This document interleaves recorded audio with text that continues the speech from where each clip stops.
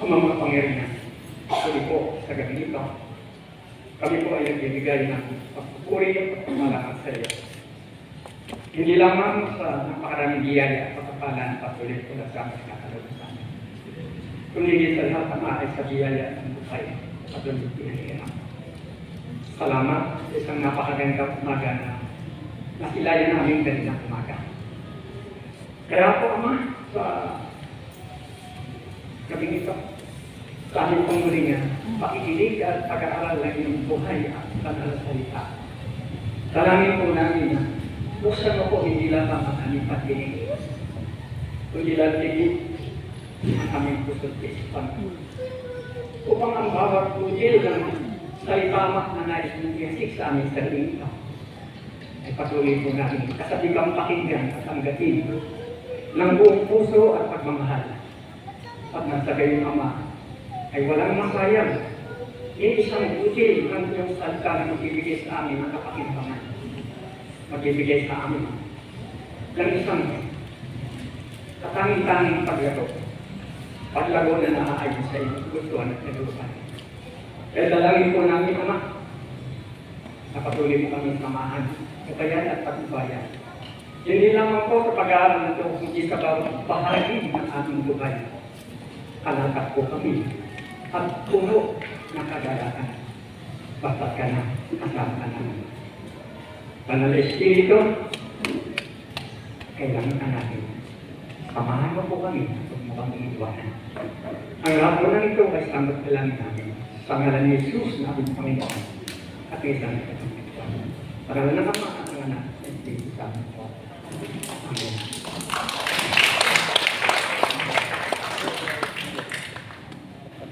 Patayin po natin ang ating salita ng Diyos na ating pagkukunan. Mula po sa 1 Corinthians chapter 13, verse 4 to 7. So sinasabi po, ang pag-ibig ay mataga at magandang loob.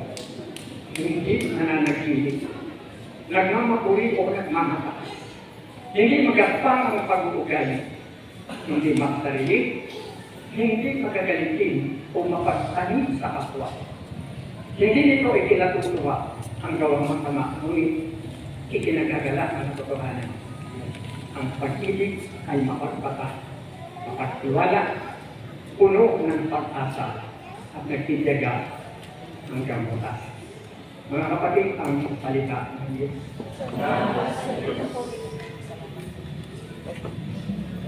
Ibigin ko tayo mo po.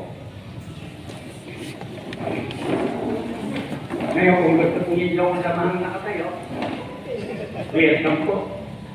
Hello! Palakpakan na natin natin. So yan po ang ating topic ngayon, selflessness. Pero bago po natin himayin yan, ay nais ko muna kayong batiin ng isang happy Easter sa ating lahat. Natapos na po yung ating pagmita sa pagpapakasakit, pagkamatay at muling pagkabuhay ng ating Panginoong Isus. Ito po isang napakahalagang kasaysayan na kailangan ay hindi na mabubura sa ating isipan. Dahil ito po ay bunga ng isang walang kapantay na pag-ibig sa atin ng Diyos. Amen po ba? Mula sa isang mapagmahal na Ama na hindi pinagkahit ang kanyang kaisa-isang anak na si Jesus, matubos lang tayo sa pagkaibig ng kasalanan. Ang tawag po dyan ay selfless love. Amen po ba? Kaya kung pag-hinilayan po natin, sabi ko talaga ibang magmahal ang Diyos. Amen po ba? Kasi ang tao, hindi ko kaya ganito dahil ang tao, maramot, makasarili, isang ugaling nakakahiya sa paningin ng mga, lalo na sa paningin ng Diyos. Naniniwala ba kayo?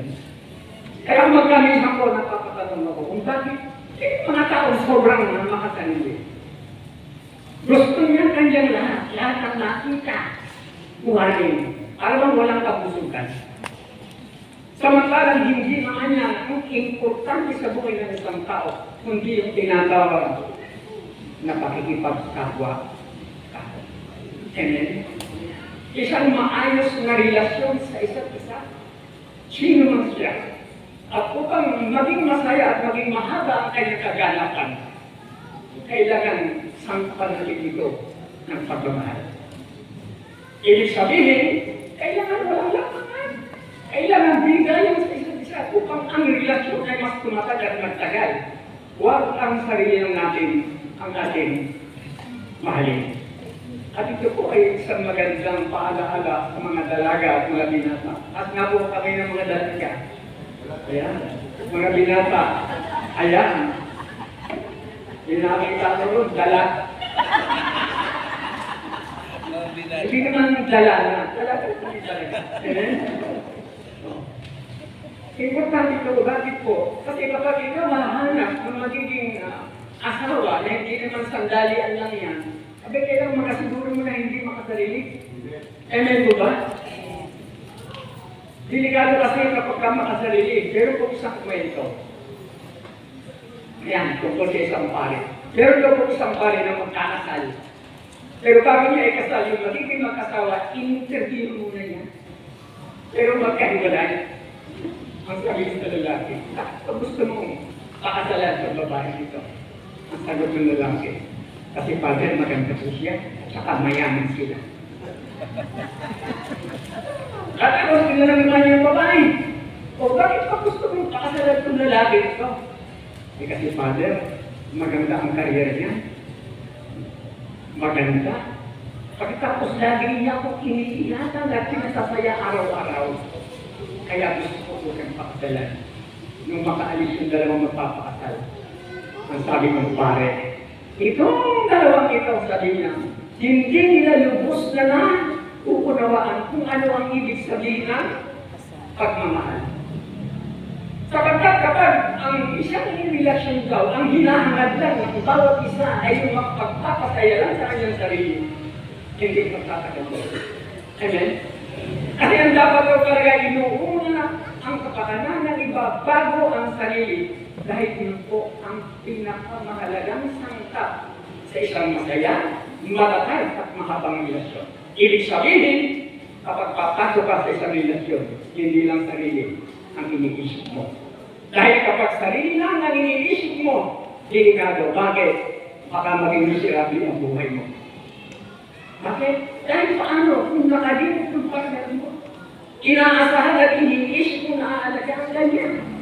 Asasahin ka niya, tapos hindi nagawa. Ano mangyayari? Malulungkot ka sa kamanan mo. Kaya kailangan ko ay ang hindi maging makasarili. Kasi maraming tao ngayon, sa totoo lang, para bang hindi alam kung paano ba ang maging hindi makasarili. Yung bang, paano ba kalilimutan kahit pansamantala ang sarili para makatulog kayo? Hindi mahirap na. Dapat maging malinaw sa atin. Hindi natin kalilimutan ng pamaligtan ang ating sarili. Hindi ganun, magtira tayo ng para sa sarili natin. And then, parang makatulog tayo sa pangangailangan ng iba. Kasi ano ang ating iniligan? Kung tayo wala, kung tayo empty. Ang problema po kasi sa ating mundo, yung pong mga itinuturo kita. Ano bang itinuturo ng mundo? Yung pong narinig, ang tawag ko daw po dito, ice cream principle. Bakit? Ano ba yung ice cream principle? Ayan, nakita ba kayo dyan? Ano yan? Ice cream na nasa pot. Hindi po ba? Meron daw po isang ama na bumili ng ice cream na nasa pot para ipasalubog sa kanyang anak.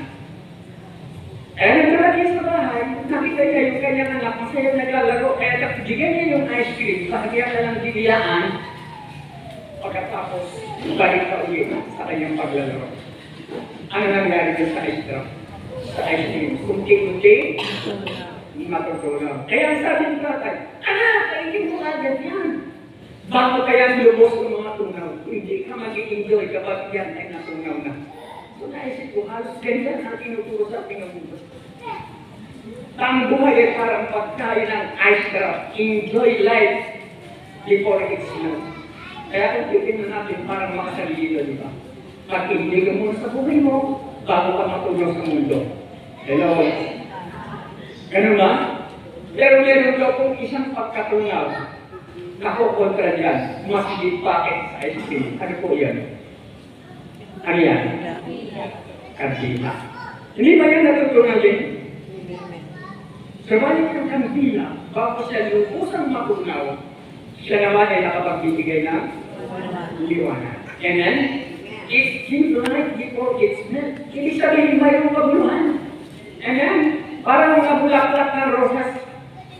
Magaganda sila at kababango, subalit sa kabila ng kanilang kagandahan at kabanguhan, sila'y nalalanta. Subalit malanta man sila na may nakapag-iwan at nakapagbigay ng aliwasaya sa mga tao. Kahit sila ay halaman. Kahit sila ay tulog. Parang dapat ganun sila pa tayo, di ba? Gumawa din tayo ng ganda at bango sa ating kapwa bago ang pagpano natin sa lupa. Kahit sa bahay natin, yung dapat natin gawin na natin ang maganda at magayos.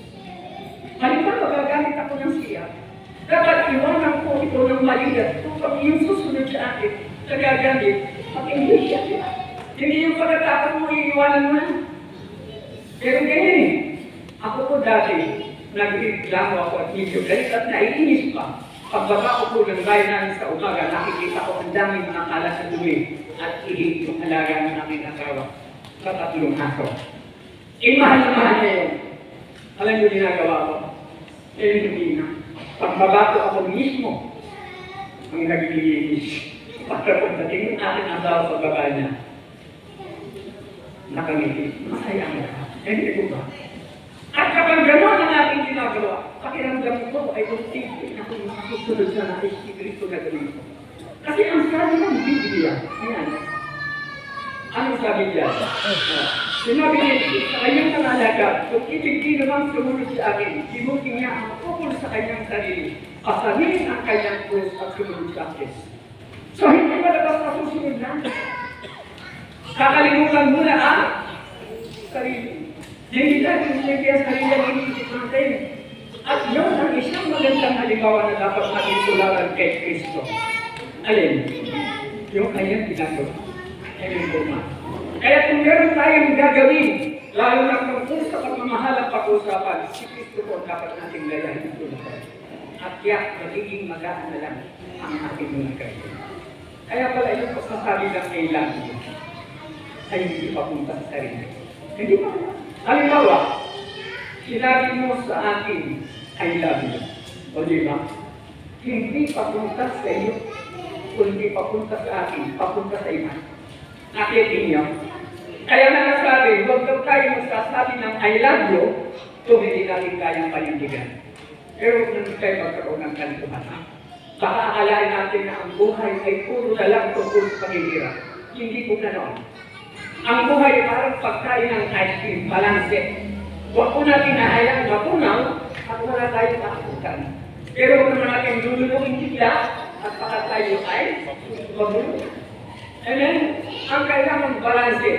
Kailangan mong ikaw ay maging mahalaga para ikaw ay magpahalaga sa iba. Ganun. Kaya na ang sabi yung salitang mahalaga, binubuo ng 2 salita. Ano yung 2 salita? Mahal at alaga, equal mahalaga. Baka naman yung iba. Ang tingin sa sarili ay hindi sila mahalaga ay dahil yung kanila nararanasan ang mahalin at alagaan. Kaya dapat sa lahat ng tao, lalo na sa isang pamilya, kailangan nagmamahal. Iwasan ang maging makasarili.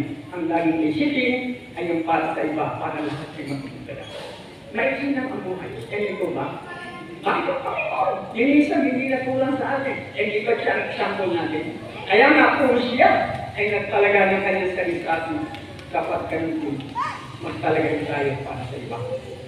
Dahil ang tanging daan to be happy, yun lamang.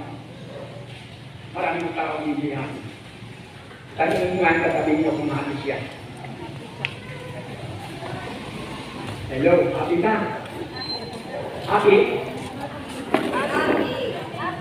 Meron kasi mga tao na nagsasabi, hanapin ko muna ang sarili ko. Lalo ko, nalilipet, baka maraming problema. Kaya hahanapin daw ang sarili. Nakalaig ba kayo ng ganyan? Hahanapin ang sarili. Kung nais natin makita ang ating sarili at maging masaya, may solusyon po yan. Ano ang solusyon? Ang sabi ko, the best way to find yourself is to serve others. Ang pinakamagandang paraan daw para makita mo ang iyong sarili ay ang maglingkod ka sa iba. Pag kinalimitan mo kasi ang sarili mo para sa iba, lalo mo itong makikita. Iniwala kayo doon. Katulad ngayon, nandito tayo sa gawain ng Panginoon. Iniwan natin pansamantala yung ating tahanan, yung ating mga mahal sa buhay. Katulad din ang ginawa kong pag-iiwan sa ating pamilya. Para maglingkod sa ating Panginoon at nakasama ko itong mga taga-amazing. Kaya ito ang tanong. Ngayon ba, ano ang ating nararamdaman? Masaya ba tayo malungkot? Masaya. Masaya.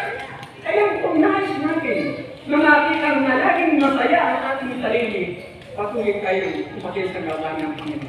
Amen. At maglingkod sa kayo. Ano ba? Kaya nga po, kapag ito po ay ginawa natin, laging umaatin ng prayer meeting, naglilingkod sa iba, sa abot ng ating nakayanan. Yung wala tayong pinipili kahit sino, aba, ang sabi ng Biblia, kapag ito ay ginawa, ayan ang sabi. Ano nakasabi dyan? Sinasabi ko sa inyo, nang gawin ninyo ito sa pinakahamak na kapatid kong ito ay sa iyong ginawa. Kung pagmamasdan natin ng litrato, pagmasdan natin yung lalaki, nagbibigay siya ng konting tulong kung sa matandang babae ng nalilin. Masaya kaya siya? Masaya kaya yung nagbibigay? O nalulungkot? Masaya. At yun po ang tunay na kaligayahan. Yun ang tunay na sukatan na ikaw ay hinsip ng sarili. Amen? Yun ang basihan na ikaw ay tunay na nagmamahal. Ang Diyos na lumikha sa ating mga kapatid ay Diyos ng pag-ibig. At tayo nilikha na walang siya, kaya dapat tayo po ay matutuloy tumigil ng walang suwatan. At nang sa gayon tayo makatupad sa kung ano ang dahilan kung bakit na tayo nilalang ng Diyos. Tandaan po natin, may purpose kung bakit tayo ay nilikha ng Diyos. Una, upang siya ay mahalin sa pagtikuran. Pangalawa, mahalin at pagtikuran ang ating kapwa. Hindi po ba? So, tapos na po ang ating introduction. Amen? Naku, brother, mahaba yan. Ang haba ng introduction na. Ano yan? Selfless. Yan po ang ating topic, selflessness. Ano na ang tulog yan? Ang salitang selflessness. Ang sabi, hindi makasarili o walang pakimpot. At kung pagmamasdan natin yung larawan, anong makikita natin? Isang mag-anak na inabot ng kulang sa daan. Walang masilungan, iisang payo. Ano ang ginawa ng tatay? Kinayunan yung kanyang kasawa at yung kanyang dalawang anak. Hindi na pa rin siya ay makatak. Amen? Selflessness. Ano? Tumila ko lugar ng salitang selflessness. Yan ay ang kusang loob na pagkunan sa kapakanan, pangangailangan at ikabubuti ng ibang tao bago ang sarili. Ito ay pagpapakita ng tunay na pangmalasakit, diligasyon at sakripisyo na walang inaantay o inaasahang kapalit. Yan ang selflessness. At ang gusto ko kong gamitin halimbawa o katungkulan ng salitang selflessness ay ang ibang ina. Kaya ang ina po, ang bida natin sa ibang ina. At nga po kami ng mga ina. Yan. Kayo po ang bida ngayon. Bakit kayo ang bida? Dahil ang isang ina, yan lang po ang nag-iisang katahing nilikha sa ibabaw ng lupa sa pinagkakautangan natin ng ating buhay. Tama? Hello! Ay kasama kayo? Tama? Tama. Siya po ang nag-arugat sa atin. Andun pa lang tayo sa sinakukunan ng ating ina. Ingat na ingat siya na siya ay madupilas at madulag dahil baka ang gusto natin ay ano, mapigas. Lalo na, ingat na ingat. Ang mundo po ay madalas na nagtuturo sa atin na unahin ang sarili. Self-love, bago ang ina. Ngunit ang disenyo ng Diyos para sa isa't ina ay ang kabaliktaran nito. Hindi self-love, kundi self-love. Ang pagiging selfless ay hindi nangangahulugang pagkawala ng pagkatao, kundi ito'y ang paghahanap ng isang napatanging layunin sa pamamagitan ng paglilingkod sa iba. At dito po dalubhasa ang isang ina. Isa po ang layunin ng kanyang puso, ang maglingkod at magmahal. Period. Pero pamamatay yung larawan. Sino? Kilala niyo ba? Si Mother Teresa. Isang babae na bibira ang makagagawa sa kanyang ginagawa. Amen? Kinukuha niya yung mga pumuti sa lupa niya. Hindi uwi sa bahay. Nililinis, ginagamit ang pinapakain. Kaya ba natin yan? Hello? Kaya ba natin? Kaya! Huwag na sabihin, hindi kaya. Oh. Ang pagmamahal ng isang ina ay madalas na tinatawag na pinakamalapit na alino ng pag-ibig ng Diyos dito sa lupa. Bakit po sinabing pinakamalapit na alino ng pag-ibig ng Diyos dito sa lupa?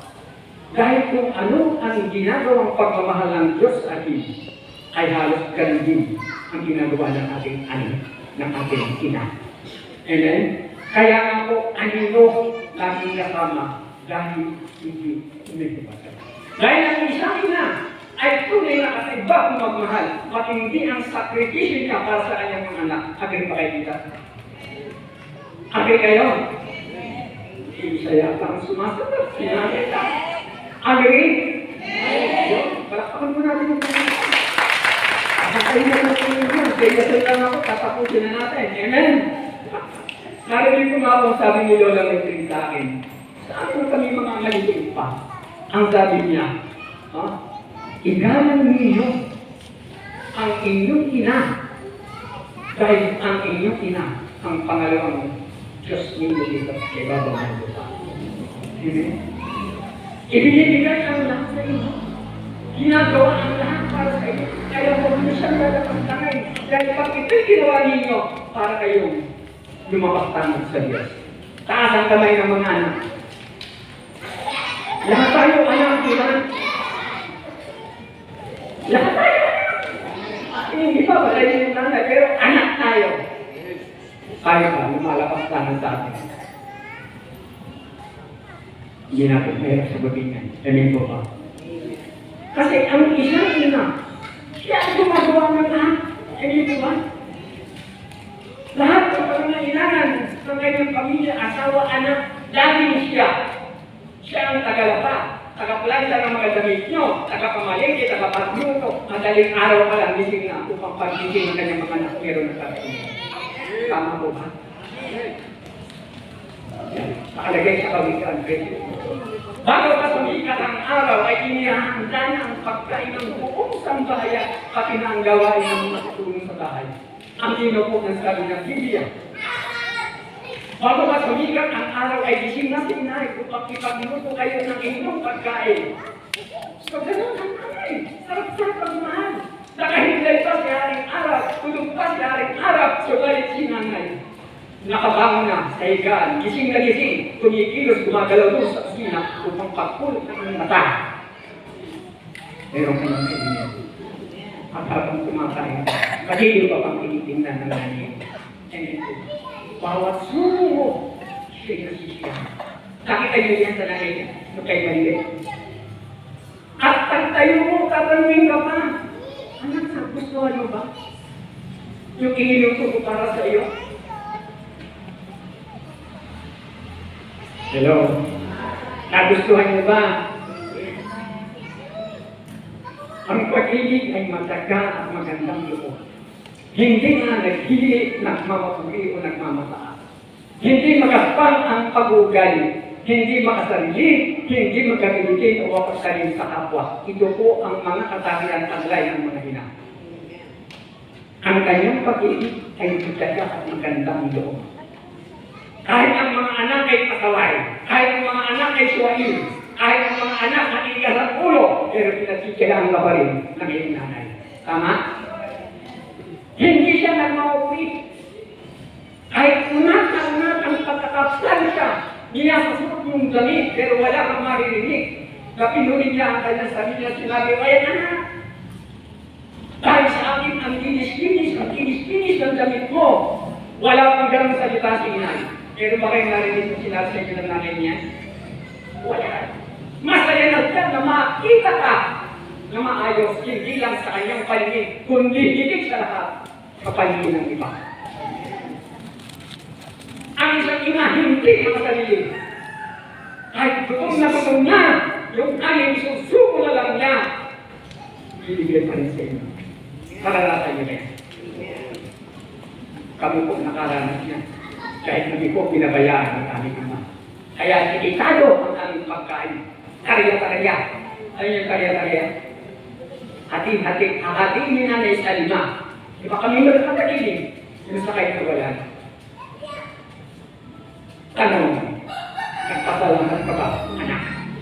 Oo, nagtabog ka ba? Dahil hindi mo nagustuhan yung ulam. Subalit kahit ganun tayo sa kanila, pagkikilay sa kayo. Amen. Kaya ang kanilang pag-ibig ay hindi naghihiwalay kung naghahangad ng kapatid. Ang isang ina ay hanggang magpuya, magputog at magpagod, basta't maibigay lang ang lahat ng pangangailangan ng kanya. Ito ang reflection ng agape, ang unconditional love ng Diyos. Di ba ganun magmahal ng Diyos? Walang kondisyon. Gawin mo ang kanyang buktong na anak na si Jesus, ibinigay niya sa atin bilang kapalit ng ating kaligtasan. Hindi mo sa sarili. At ang Panginoong Jesus, ganun din, ay alam na alam niya na siya pahihirapan at papatayin. Subalit hindi siya tumutol sa kagustuhan ng kanyang ama. Ang sabi nga niya, kung siya yaharap na sa pagpunta, Ama, kung maaari, ilayo mo sa akin ang salong ito ng paghihirap. Ngunit ba sa aking kalooban, kundi ang kalooban mo ang sinasunod. Selflessness. Ang pagiging selfless o pagiging hindi makasarili ay ang pagkukunan sa kapakanan ng iba bago sa sarili. At isang halimbawa ka dyan, si Mama mo. Nang sabihan siya ng isang anghel na siya ang magdadala sa kanyang sinapupunan ng Nehemiah. Alam niya, maaari siyang maharap sa kahihiyan at kapahamakan. Ngunit ang sagot sa niya. Anong sagot niya? Ako'y alipin ng Panginoon. Mangyayari sa akin ang sinabi ko. Self-righteousness. Ang isang ina ay isinusuko maging ang kanyang mga sariling plano. Sariling pangarap. At yung kanyang komportable na buhay para lang sa kanyang ilang na mga anak. Ang isang ulirang ina ay hindi lang puro salita. Ang kanyang pagmamahal ay nakikita sa pamamagitan ng kabudyang mga kamay. Kamay na nilitawan ng naglalaki ng mga ulam. Dahil kahit naiinitan sa pagluluto gamit ang panggatong na kahoy dahil sobra na ang gas ngayon sa kamay. Amen po ba? 1516. Hello? Kahit naiinitan, nagpukusot pa rin yung gamit andon sa katabi. Diba? Sa paghahabol niya ng oras, tumatapos ang mga sangkayin. Ang isang ina ay halos hindi natutulog kapag ang kanyang anak ay sakit. Totoo dito pa. At kapag kasi anak ay nag-aaral na, hatid sundo sa sila para makatiyak ng kaligtasan. Tama po ba? Binatan ka yan. Di ayaw padapuan sa langit. Ay, salamat. Salamat at salamat. Di langit. Talagang aarapin na tatay sa langit. Ayaw padapuan. Di ba? Kapag kain, sinusubo ka. Gusto niyo makakita kung okay na gusto, baka umalis. Ano po ba? Ano sabi niya? Sinabi ni Jesus, walang pag-ibig na higit pa sa pag-ibig na isang taong nag-aalay ng kanyang buhay para sa kanyang mga kaibigan. Maraming ina mga kapatid. Ang hindi man literal na mamatay, subalit lahat naman ay kanyang iniaalay para sa kanyang anak. Ang kanyang oras, ang kanyang lakas, ang kanyang buhay, at ultimong ang kanyang kagandahan. Ibinibigay at iniaalay para lang lumaki maayos ang kanilang mga anak. Siguro magtataka tayo kung bakit ko sinabing pati yung kagandahan kaya kanyang ibinibigay at iniaalay. Ano ba ang kinalaman yon sa pagmamahal ng isang ina sa kanyang anak? May kita naman? Pero nawala. Pero dahil maraming ina, nakita ko yung kailangan sa dami ng gawain, hindi na magawa ng at-supply ng buhok. Pagising sa umaga, hindi na makuha ang magdilaw. Kaya akala mo na kumuha ng broom. Yung dating sexing ka naman. Yung siya'y lalaka ka. Agay nang magiging na ano na nangyari? Ano na nangyari? Lotion na. Sa kagagawa at nakikilos na tayo sa dami ng trabaho. Lahat ng sakripisyo ginawa sa anak. O pagmatang na yan. Noong dalaga, sexy. Gusto ako na. Hello? Ngayon, Coca-Cola pa ba yan? Barhilis na. Yung saksakan ng bilis na babae, hindi maipintan ang pinakamagaling na pinto. Yung buhok na dating ayos na ayos, tingnan mo, nakasamburay. Hello? At parang tulala. May nakalagay po rito. Balang araw, makababawi ka din sa sarili mo. Totoo yan. Dahil maraming ina, makahalos na natin ang nag-sacrifice sa kanyang anak ang bawi sa kaharian ng langit. Baka gusto niyong palakpakan ng ating Panginoon.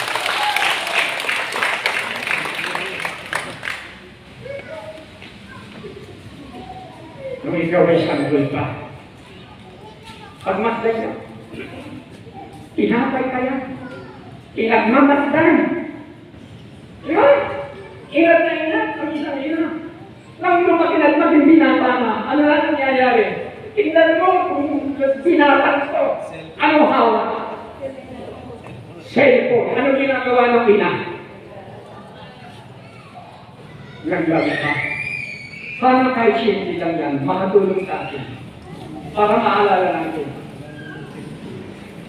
Ang hirap ng ina sa atin, yung tayo maliit. Kaya sana paglaki natin, bigyan naman natin sila ng ligaya. Amen? Sino ang buhay pa ang mga nanay? Taas. Kailan kayo huling nagpasalamat sa inyong nanay? Kailan sinabi na I love you sa inyong nanay? Ako ng araw, hindi ako nung magsabi ng I love you sa aking mga. Pero ngayon, lahat. Asawa, anak, apo, balugang. Pag kami nagsak, o kaya magkaharap ng sabi ko bago I love you. Kaya di ba nasabihin na I love you sa inyong ina kapag kapatay niyo? Maraming ganyan. Nung buhay ang nanay at malakas, ginagaliwala. Nung biglang mamatay, para nagpapalaho ng iya, hindi na makikita. Ngayon po ba? Ano po nakalagay dyan? Mga anak, sundin ninyo ang inyong magulang, alang-alang sa Panginoon, sapagkat ito ang nararapat. Igalang ninyo ang inyong ama at ina. Ito ang unang utos na may kalakip na pangako, at ganito ang pangako. Ikaw ay lilinhawa at lalawin ang iyong buhay. Kaya nga kung nais natin maligaya, kung nais natin lumali ang ating buhay sa lupa, iisa lang ang dapat natin gawin. Mahalin ang ating ina. Gayon din ang ating ama. Amen po ba? Gusto ko pong mahalin yung nanan siya. Kung meron mga isang ina na kung ilarawan sa taglay at kakaibang pagmamahal, sakripisyo para sa kanyang mga anak, isa lang po yung para sa atin. At yun po ang aming ina-mention. Kami namang magkakapatid ay hindi po pinala na magkaroon ng isang mga nagmahal at nagmalasakit sa kanyang mga anak. Wala po akong natandaan na kaniliyapan ng kanyang mga isip. Hindi kami nalampian ng kanyang mga halik. Pawang kalitan po ang sinalaman niya sa aming mga kapatid. Dinala niya kami sa babaan na kanyang bayang sinilangan noong kami mahilig pa. At doon po kami nakaranas ng lahat ng ulit ng paghihirap. May trabaho po si Tatay. May sweldo, ngunit inuubos lang sa sugal at pampaba. Hihirap tumigil sa bahay, bunga nga ng kanyang mga bisyo. Walang halaga sa kanya kung kami man ay kumakain pa o hindi na. Kaya sinay ang marap sa lahat ng oblikasyon na dapat ay siya ang gumagawa. Lahat ng pwedeng pagkakitaan ng ating ina ay ginawa niya para kami ay makakao sa araw-araw. Nagkaplata ng kami, naglalabada, nangunuluyan kahit kanino kung ano ang nais pagawa sa kanya. Lumagapas siya ng kalay kapag kapasan at nagtatalim naman kapag taniman. Para kami ay pandulong ng buhay. Ako po sa murang edad, 6 na taong gulang. Sa hangarin ko na makatulong kay inay, ako po ay nagtitanda ng pandesal sa umaga. Pagkatapos ko magtinda ng pandesal, ice cream naman ang aking ititinda sa kainitan ng araw. Mahirap ko, bakit? Di wala akong sakin sa paa. Nakatapak akong palundag-lundag dun sa mga lilim upang hindi mapasok sa init ng kalsada. Ang lupa po dun sa bataan, buhangin, kaya kapag kamainit, para kang sinisil na. Yung kong kapatid ko na sa mulit sa akin na 5 taon, kinasawag ng aming mga kapitbahay ng mabagi. Kagalinis-linis lang naman. At pag ulit inilan po ng kigas o kaya kunting ulam, okay naman sa amin. Kahit kami naghihirap, ang masakit, sinasaktan, itatay ang aking ina. Lalo na at umuwi siya na walang masarap na pagkain na ibigay sa kanya. Ang gagawin ko niya pag hindi gusto yung pagkain, itatapon niya sa lahat ng bintana. Lumilipad parang flying saucer. Bro, patigyan. Wala na po kami kinabis ng lulo at lulo doon, kaya wala po kami nakapagtangkol. Meron po isang kapatid na babae si tatay, pero wala din nagawa. Dahil sa sitwasyon. Wala yung pinakikita, pero kami mga kamag-anak doon na medyo malaki. Mga tiyahin na, hindi pinakikita. Minsan umuwi ang tatay doon kayo na galit, ilog po at nakasulan. Noon sa may hagdanan, akala ko yung hulog pa. Sakit po nun sa aming mga anak, makita mo yung ganang palapitan. Iyakan kami. Iyakan namin sinay. Sobrang nagtrepo ang aking ina. Ayaw niyang maniwalain sa aking ama. Kahit yung mismo mga kamag-anak na ng tatay ko ang nagpapayulay. Bakit? Baka raw magbago ka. At ayaw daw niya na kami ay lumaki na walang ama. Madalas po nakikita ko ang nanay ko. Nakalong iiyak. Hawak ang rosaryo. Sa Diyos po niya, inihihinto ang laman ng kanyang isip. Awang-awa po ko kay inay. Sakit po sa dibdib na kita mo ang nanay mo gano'n. Yun po may nabibili ng mga lutong ulam. Pero ang binibili po ng aking nanay dahil ako sa pera, yung kung kinisang alaman. Hahatiin niya yung kalahati ititira kay ama at saka dumating. Yung kalahati lalagyan ng tubig para dumami. Ipisaan ng kalamansi para magkalasa.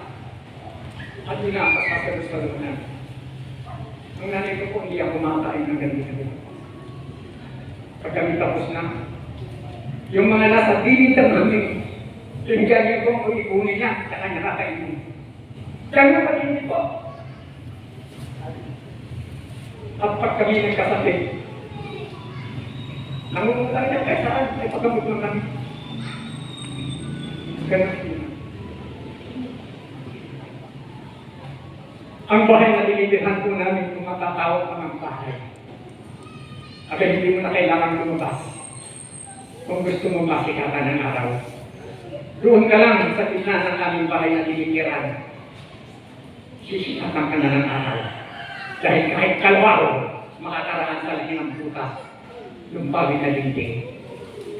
Kaya kapag umuulan, wala kaming masuutan. Andun kami sa ilalim ng lamesa na mayroong kapiting plastic.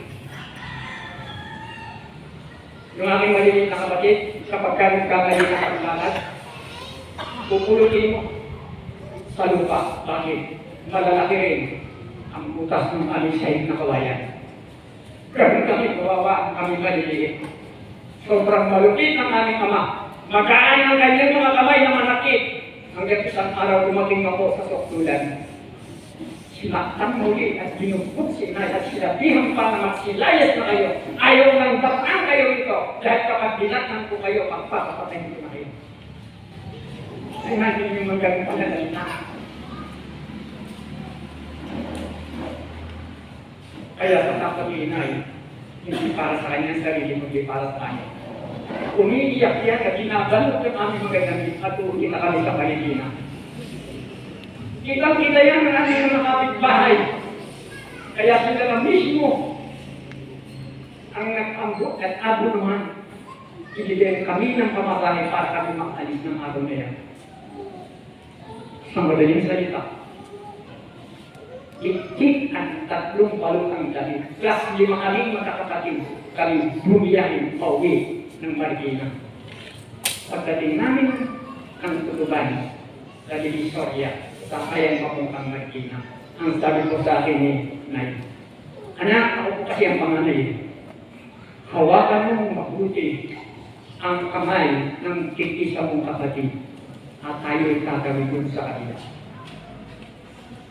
Ako na ang bahala sa dalawa. Alam niyo, bago pa lang kami makatawid, meron yung isang matandang lalaki na lumapit sa akin. Ang tanong ay, saan kayo gawin? At dami-dami ng lalaki.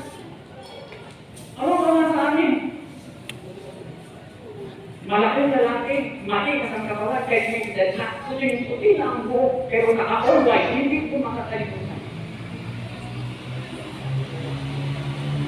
Ang sabi niya, hindi kayo. Kasi sinabi nila, uuwi kami kasi kinalayas lang kami. Hindi kayo, sabi niya. Iyakan ko kayo sa kanya. Inisip niya yung kami mga dala. Umali ng sasakyan, isinakay kami, inayos kami niya. Mami, Ang maayos na. Mami, Wala namin. Amis. Alam mo, pagpapapapapa, hindi kaya ang laho. Hindi magpapapalaman. Ang nanay ko. Kabala eh. Hindi mo ko eh. Kasi hindi kabala. Wala. Kaya ang sabi ng nanay ko, Wala. isang anghel siya. Mami. Na pinadala ng Diyos para kami tulungan. At ako po'y naniniwala. Oh, Naniniwala ko ng Diyos. Ganyan at masisi. Dahil si ina, isang ina na sobrang malapit sa Diyos. Kitang-kita ko po yan mula pa sa aking kabataan. Kaya nga po nang siya, kulina ng Diyos. Ang ganda-ganda ng nanay ko. Nung siya'y makabuhay na. Namamatay siya, 73. Pero ang tingin ko sa kanya, parang 40 na. At mukha siyang bata, nakangiti, parang natutulog lang. Kayapang-kayapa ang kanyang kaanyuan. Kaya po ako naniniwala na kapag ka ang isang tao namatay sa biyaya ng Diyos, makikita mo yan kapag siya nakahimlay na nakangiti. Amen. Pero kapag ka nakasimang, ibig sabihin wala sa biyaya ng Diyos. Bakit nung namatay ng aking tatay, kami po may ginawagan. Kiniligruhan kami. At ang sabi patay, pinuntahan po natin. Pinuntahan po namin. Nakaburo sa isang maliit na kapilya. Yung katawan parang isinitsik lang sa isang kataon na maliit na asimaw. Amen. Pero si nanay ang ganda-ganda. Kaya pang kanyang hindi ko siya pinagsawaan paulit-ulit na tingnan. Kasi nagtulong-tulong ko ng pakasalamat sa kanya. Sabi ko, Nay, salamat sa iyong natatanging pagmamahal sa amin.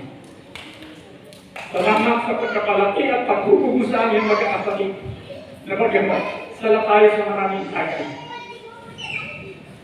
Ay sinusok ko naman kami at pinuno ng iyong pag-ibig at pagmamahal. Salamat ko tinay sa iyong self-love. I love you, Inay. Mahal kita nga.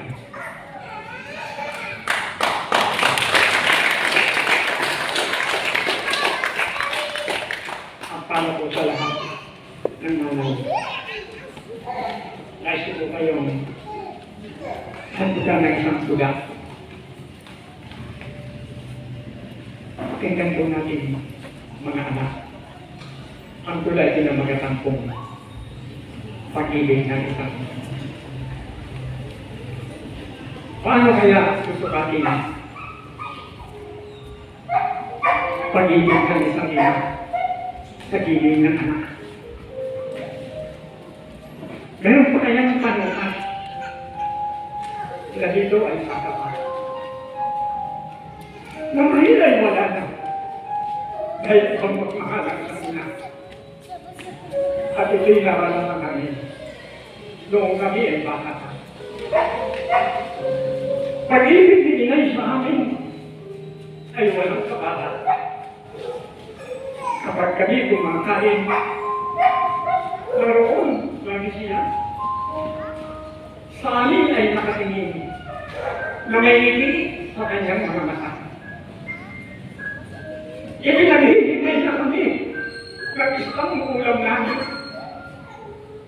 Aalisin niya ang mga tinik na pipinsala sa amin. Hindi kumakain hanggang kami di matapos. Nais siyang nabiyak na kaming magkakapatid ay nabusog. Yan ang sinay sa amin. Ang sarap ng magmahal. Hanggang isusuko na lang niya sa aming buhay. Ibigay. At kapag kami nagkasakit, tuloy na sa inay. Kapag-agad ng unang. Kung yan ay malunasan. Hirap. Paano? Kung di mong pagkukulang ay tinitiis niya. Mabantayan lang sa magkamag. May sakit na anak niya. Panghay-pahing lahat ay nakarapat niyan. Kami-hinay na walang kayo. Ang sarap ng kumitain, araw na nagdaan. Nung ako'y mus-mus pa, sa piling ni Inay. Ipinaghehe niya ako at inahulipan. Hanggang sa mahitin na sa bisig niyang mapagmahal. Magagamit ng talis niya. Ang lagi kong nararamdaman. Lalo na kung siya'y nanggigigil na sa angking kong kabulian. Huwag na kayong tumutol. Huwag na kayong kumontra. Dahil wala namang pangit sa anak. Sa paningin ng isang ina, magagalit po siya. At baka hawain ng kapa kapag tinutasan ko ang anak niya na sumisimpa. Nakarinig pa kayo sa tulak ng Panginoon. Nakapagbalik pa daw ba kayo sa inyo ang puspusan habang seryoso kayo nakikinig sa tulak ng Panginoon. Kung nakarinig po kayo, hiling ko sana ay pagbigyan lahat ng ilang narito. Kasunungan pa natin na masagamang tulak pa tayo. Dahil ang bawat isa sa kanila ay sagisag ng pagmamahal at pamahal na aning sa isang kinalaman noong natin matatagpuan. Salamat po yan. Salamat sa inyo. Thank you. Thank you.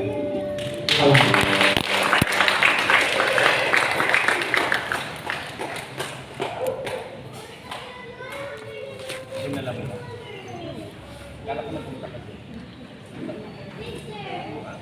Magpaano ka ganyan?